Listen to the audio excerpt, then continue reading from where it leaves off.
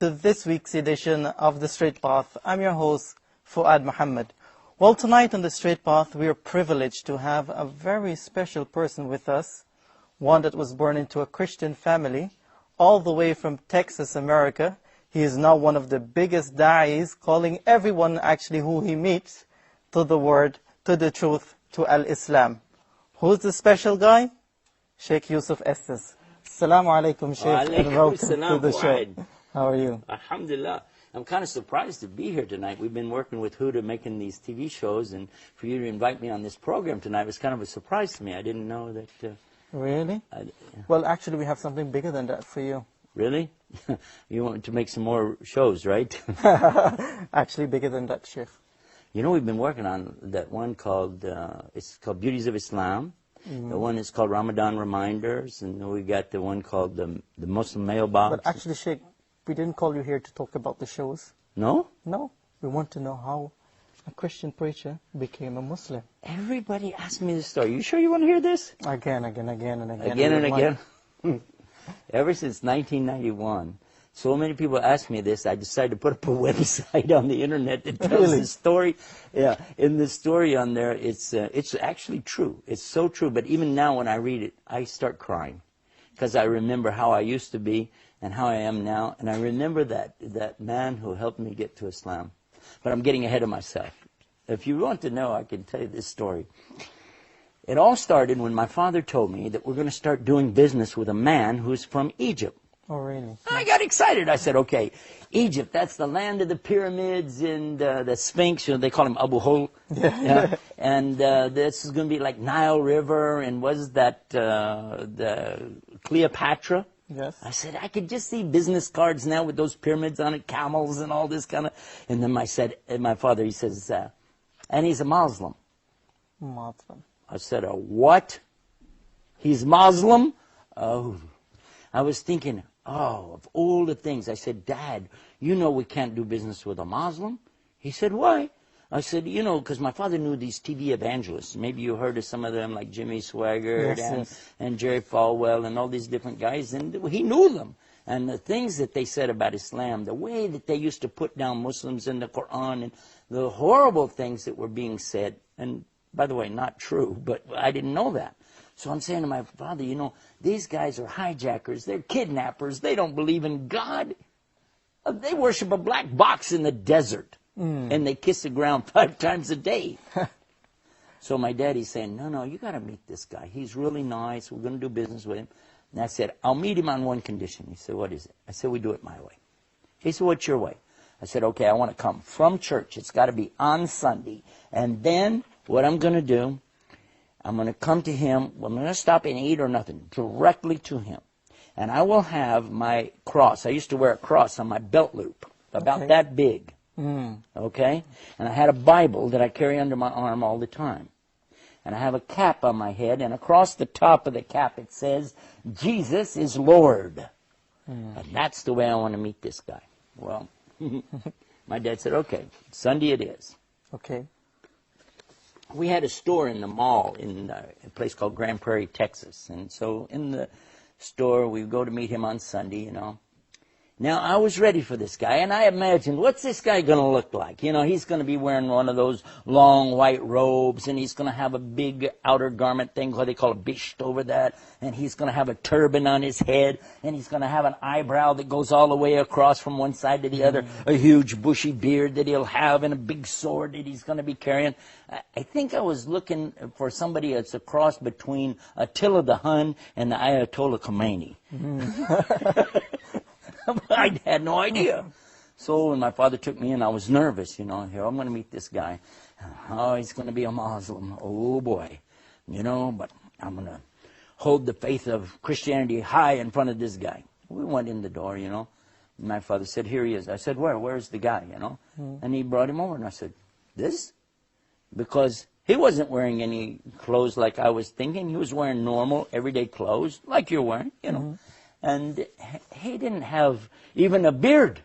And he didn't have any hair. Actually, he's bald-headed. Oh, really? And I said, this man is... And he had something Egyptians have. Not all people in the world have this thing. But Egyptians have something very special called ibtisam. Ibtisam. Well, you know what is ibtisam? Smiling. Smile. He has a big, beautiful smile. And I couldn't help but be caught by this smile. And when I shook hands with him, I said, this is a nice guy. I don't know why, I just felt like he's a nice guy, you know. Forgot everything about being Muslim. It just kind of went out the door just by meeting him. I like to mention this because I want Muslims to know that you need to get out, meet people more. Don't be so reserved. Don't be scared. Don't be afraid to be yourself. Yeah. Because when more people meet Muslims and know real Muslims, then they'll know that this baloney that's going on in the media is just that, a bunch of baloney. But anyway, I'll come back to the story because you asked me. Next thing, immediately after I meet him, hello, how are you? I said, do you believe in God? Just like that. He said, well, yes. I mean, God, though. Do you believe in God? He said, yes. I said, yeah, but the God of Adam. You know about Adam? Yes. Abraham. There's a funny story about this, but I'll tell you later about Abraham. There's something very key about this. Okay. He said, yes. I said, Moses. He said, yes. David, Solomon, yes. So you believe in all those? Oh, okay. You believe in the Bible? He said, yes. You believe in the Old Testament, though? Yes. But you don't believe in the New Testament? He said, yes. Too many yes. I'm going, what? How? I said, yeah, but you don't believe in Jesus. He said, yes. I'm going, what? That's not what we heard. I did not hear it that way. I said, yes, but you don't believe he is the Christ, the Messiah. He said, yes. I'm going, wait a minute. But you don't believe he's with God. He's going to come back in the last days. He said, yes. I said, this guy's going to be easy. I can convert this guy.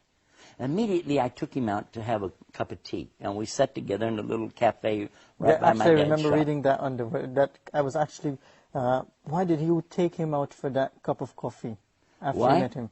Because I was going to convert him. That was it. I'm This was going the to yes sit guy. right there the first day. I said, wouldn't that be something? I can convert him on the first day. Wow. I was ready. You had ambitions. That boy, I'm going to get him now. So I started talking about Abraham.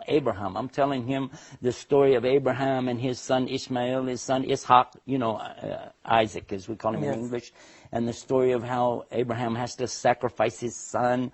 And he's sitting there going, yes, that's what we believe. We believe that. I said, yes, but what about this point right here where a ram has to come in and be the salvation because there's the substitute and it's so and so, and I'm going on. And he said, yes, we believe that. I was thinking, now, wait a minute. I had talked to another priest friend of mine. He's not a priest, he's a preacher for the born-again Christians. And he told me to be real careful with these Muslims. But for sure he was telling me, read this to them because they don't believe this. And he was saying he did believe it. I was thinking, So step by step I was thinking, we can do this. I went back to my father. I said, Dad, I want us to do business with this guy. My father said, okay, great. I said, because I can convert him. And my father, he's so sweet. He said, leave him alone. He has his religion. We have our religion. He's a nice person. You don't need to convert people. I said, no, this is our mission. We have to save people to the Lord. My dad said, listen, it's up to him to save the people, okay? SubhanAllah. Yeah, my dad said that. I'm thinking, no, I got to convert this guy. So we start doing business. Why were you so eager to convert him? Why? Huh? Why were you so eager to convert him? Well, to be honest about the thing, you see, I was out on the streets going around doing what we call in English, Arabic, when Muslims would say street dawah. That's what I used to do as a Christian. I would be in the streets and I would have my Bible and I would witness. They call it witnessing, Yeah. I think that's a good comparison, witness, dawah. And I would go up to people like drug dealers or prostitutes in the street, anybody, I see them, they're downtrodden, poor, they don't have a home. If I have anything, if I have some money, I will give it to them. And they're saying, oh, thank you, and give them some food, anything. And then at the same time, I start bringing them the message of the Bible. And I would quote to them many of the scriptures in the Bible, the good things, the things we as Muslims know, or, we should do it too. There's no doubt about it. These are good teachings, very moral and upright things. And so as I was doing these things, I felt a need to call the people to Jesus. Yes. And that's what I wanted to do with this man. And I was told these Muslims are very dangerous people. They don't believe like we believe, and they're, just stay away from them. And I've been warned in a number of times. By your friends? Yeah, by other preachers, actually. Preachers. Yeah. So then the next thing that happens, we start traveling together. This gentleman from Egypt, I can't remember the name of the city he's from, but anyway. So as we're traveling together, working together,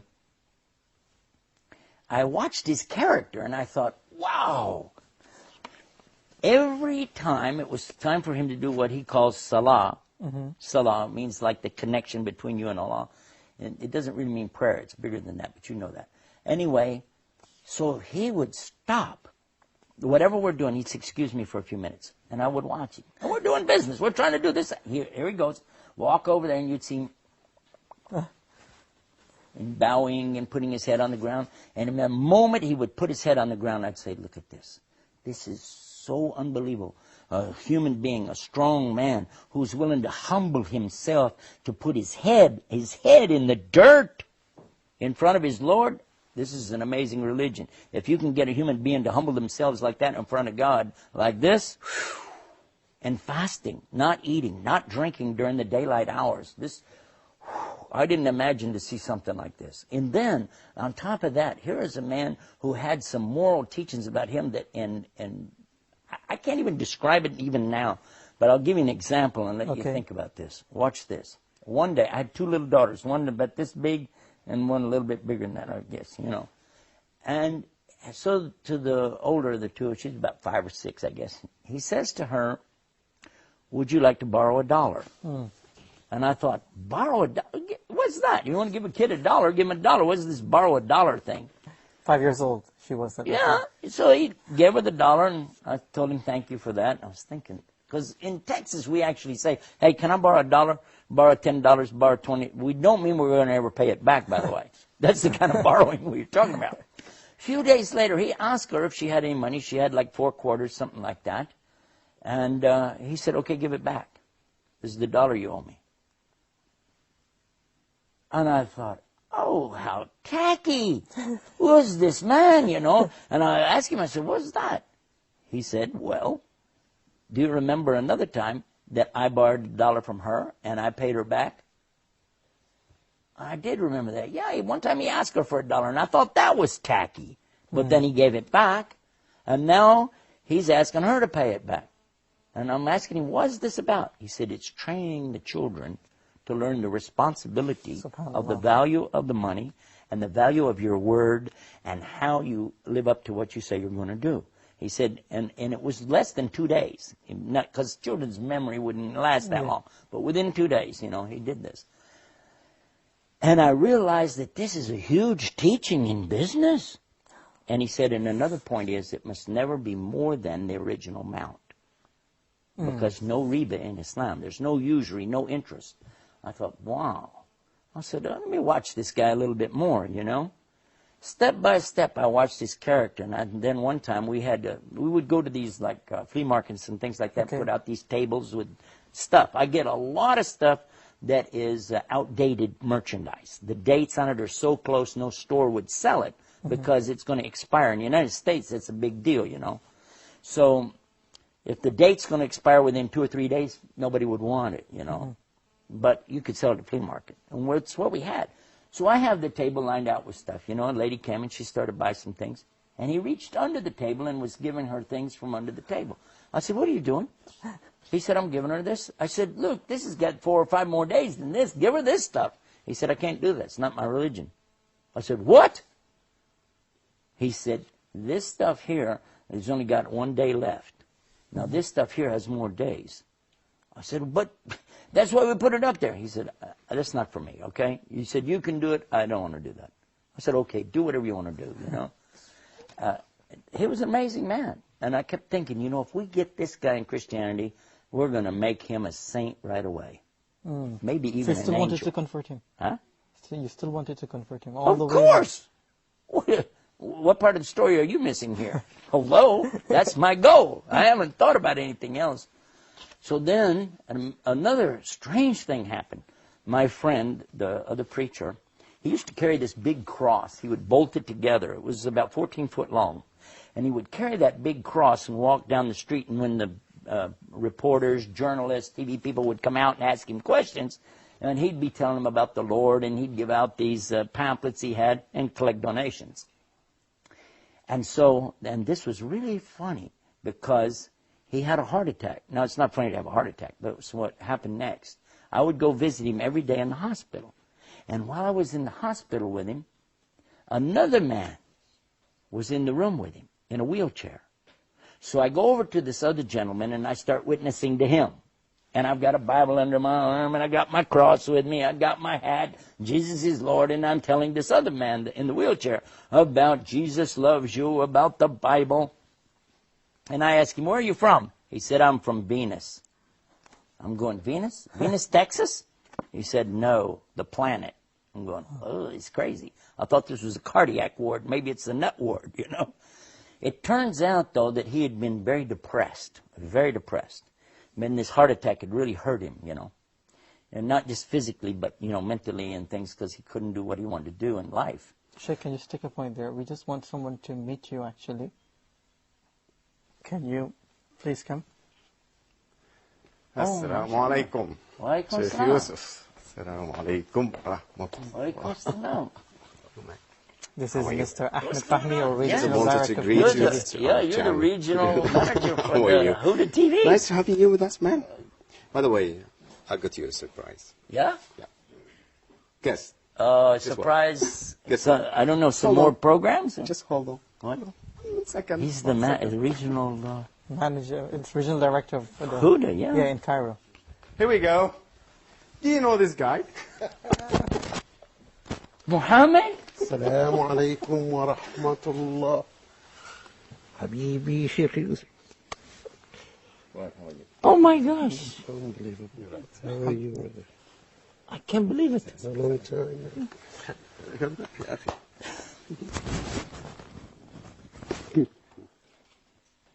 How are you, man?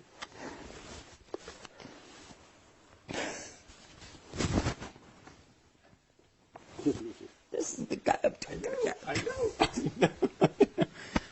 Okay. Surprise, huh? Take your When did you seat guys do this? so he can join the show. Is this a real show? Are we already on TV? Yes, we are. Sheikh Yusuf, just I gotta go. بسم الله But continue the Jazakallah show. Yeah. khairan, Mr. Ahmed Fahmi. Would you like to tell the viewers who this guy really is? Have a seat. It's been a long time. How are you? Alhamdulillah. How about you? I'm talking about you. I'm sitting here. You know that. It's been there. All Have the you been time. here listening to this? I've been just trying to make a surprise for you. I know you were here I'm surprised. in Egypt. I'm surprised. For sure. Alhamdulillah. I'm glad to see you in a good health, and talking about me too. Is this really, we're still broadcasting? This Yes, is, we are. Okay. All of this is on camera. Because otherwise for I the want to viewers. just take him and we're going to go out and... إنك لا تهدي من أحببت ولكن الله يهدي من يشاء وهو أعلم بالمهتدين